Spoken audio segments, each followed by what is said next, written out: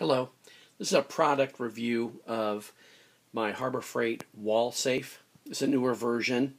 Some of the older versions, they have a different color cover over the key lock.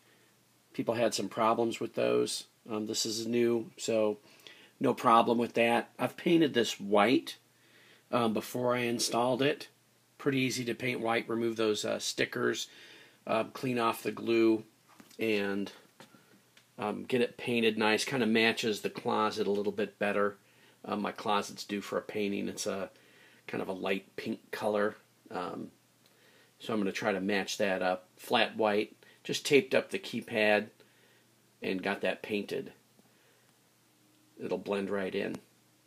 So this is a Harbor Freight wall safe.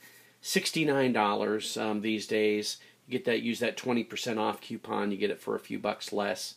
I think it's really a pretty good value. You look at some other products, they're at least $99 on up to same features, and it's the same looking safe. You could pay $150 easy for this exact same thing under another brand.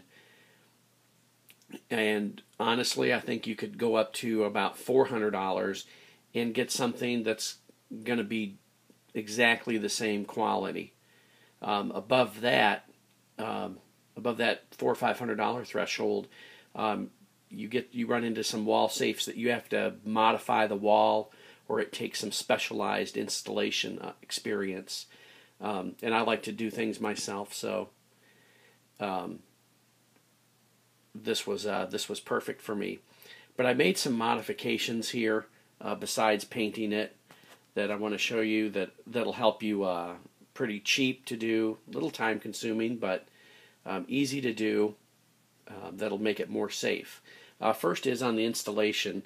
I got it nice and plumb. I know I'm holding the camera at a little bit of an angle, but got it right in between the studs, right there. Let's open it up and see. Right in between the closet studs, and can't see the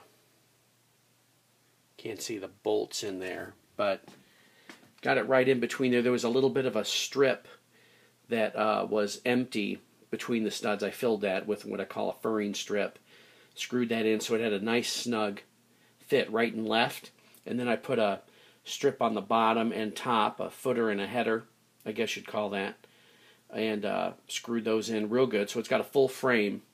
That's going to make it more difficult to pull out of there if somebody's going to try to do that. On the top and bottom there, I lined it with felt. I don't want anything I'm putting in there. It's going to quiet it down, makes it look nicer, and nothing that I put in there is going to get scratched up. The only thing you get with this was that bottom felt strip right here. That's all you get. And I glued, and they just threw it in there. I had to cut out a little notch for the hinge over here. And then I had some spray glue and some felt from another project, and did the shelves and the back there. Just it quiets it down, makes it look more finished. Pretty easy. The stuff's pretty cheap.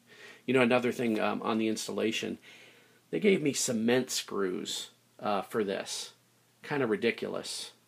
So what I purchased was 1.5 inches by 1/4 lag bolts and fender washers. I wish we could see those in there.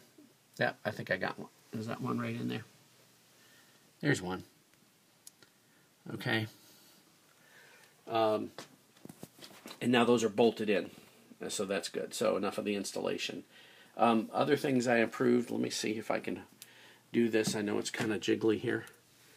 Usually you see a cover over this. There's a cover with the battery compartment. The wire plugs into the circuit board right there.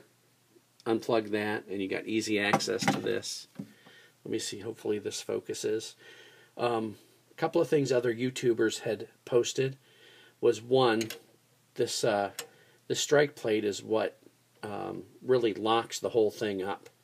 And it was just put in there in a way that was just a minimal clearance. So I unscrewed this, moved it down and to the left, tightened it back up, and that snugged up the whole mechanism a little bit.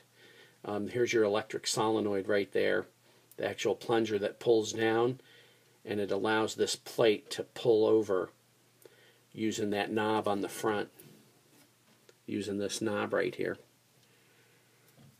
So unscrew this, move it over. Another piece, the pin right here. Let's see if I can get on there.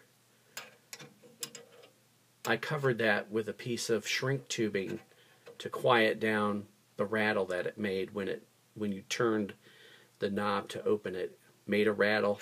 That quieted down, made it a little bit smoother, removed some clearance, removed some slop right there. That was a good thing to do. Can I get it from this angle? The knob itself, right in here, knob shaft. I got a 1/2 inch inside diameter fender washer and removed this bolt and put that guy right in there. And again, removing some slop right here, quieted it right down, right there. Figured that out. Another YouTuber had said, when you use the keypad on this, let's see if we can get a couple of... Oh, well, it's not plugged in. Duh. Beeps. Right here is your the piezoelectric speaker, I think you'd call it. I didn't want to mess around with the circuit board, so I shot this with some silicone. Another YouTuber had posted that. Works really good for quieting this down. You still get the feedback from the keypad, but it's a lot quieter. Works great. So you got your silicone washer, this, move that over, tightens the whole thing up. This mechanism seems okay. And then finally, or two more things, put a little more tape on these little rubber feet here so when it closes it doesn't get a metal on metal clank.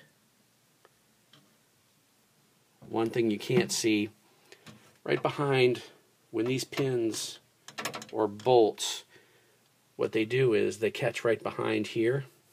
Put another piece of felt right there to quiet it down so it's not making any rattles. So that's it. That's the Harbor Freight wall safe. I think it's pretty good. Hope that helps what you're looking for.